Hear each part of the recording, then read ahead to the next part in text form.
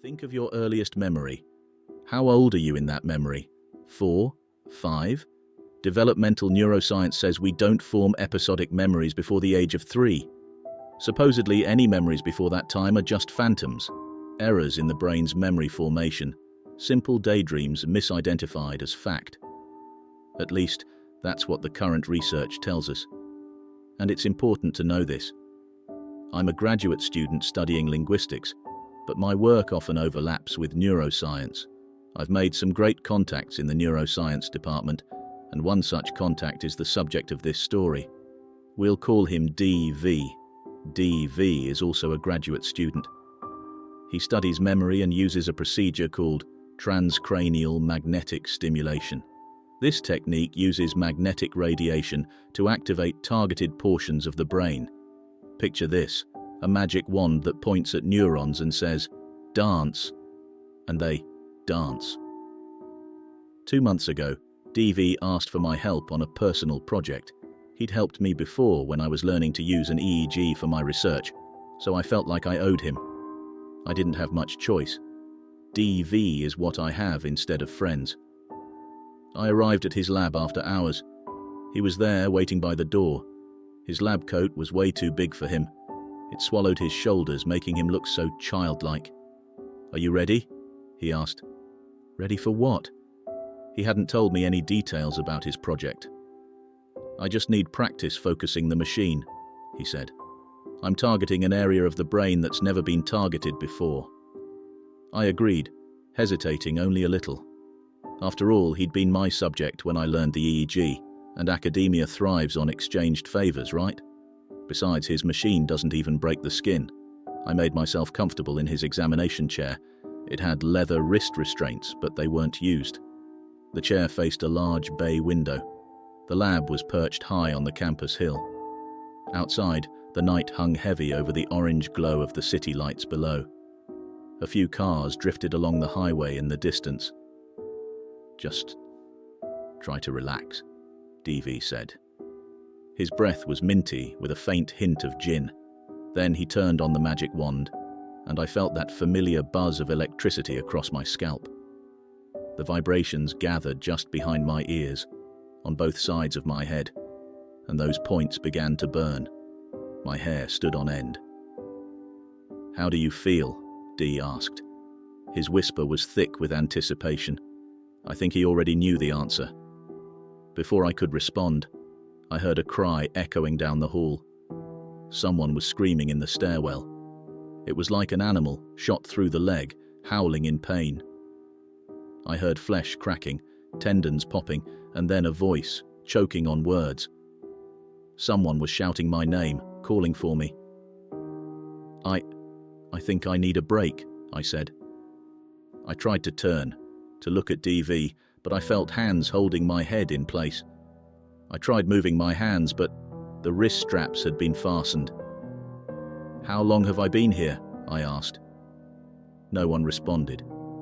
The moaning down the hall was getting closer. Someone was pounding on the doors, which were locked. But the door to the lab wasn't. "Please, turn it off," I pleaded.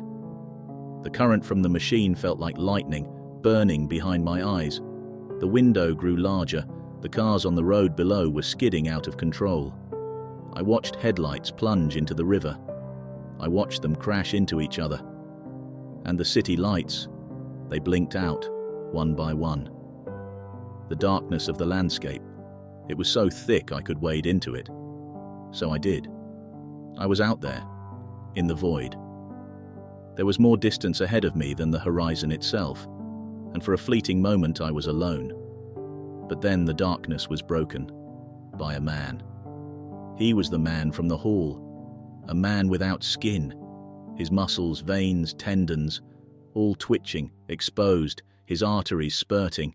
I could see his heart shriveling in his chest as he looked at me. He was all slaughterhouse, no humanity. He got so close I could smell the rotten meat on his bones. "Do you remember me?" he asked. His teeth were sharp like a racehorse's, his body blurred as if he were dislodged in time. His mouth looked like a slow exposure photo of a burning carcass.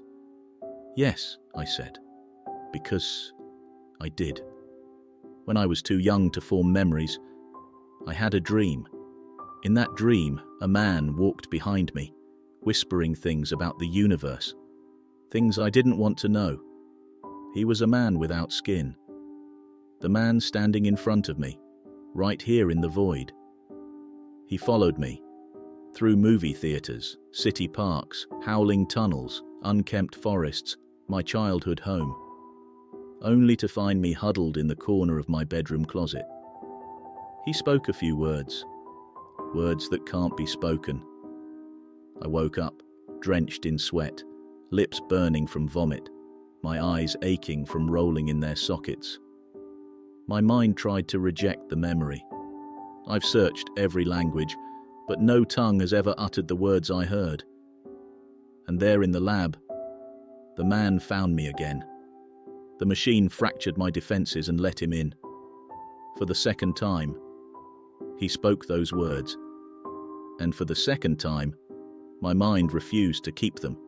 At some point, what felt like an eternity later, Dee removed the device from my head. I woke up like snapping out of a dream. "How long was I hooked up for?" I asked. "Less than a minute," DV responded. His tone, the knowing, was gone from his voice. It was quiet, trembling. I realized my wrists hadn't been bound at all. DV was frozen, in the corner.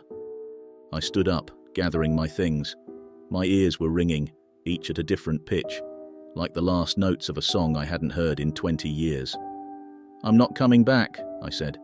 "Please, don't contact me." DV nodded, his skin as white as his lab coat. I walked 5 miles back to my home. I couldn't trust myself behind the wheel. The night was silent. Even the crickets were quiet for me. When I got home, I vomited into the sink, watching breakfast, lunch, and dinner circle the drain. I looked at my reflection. My shirt.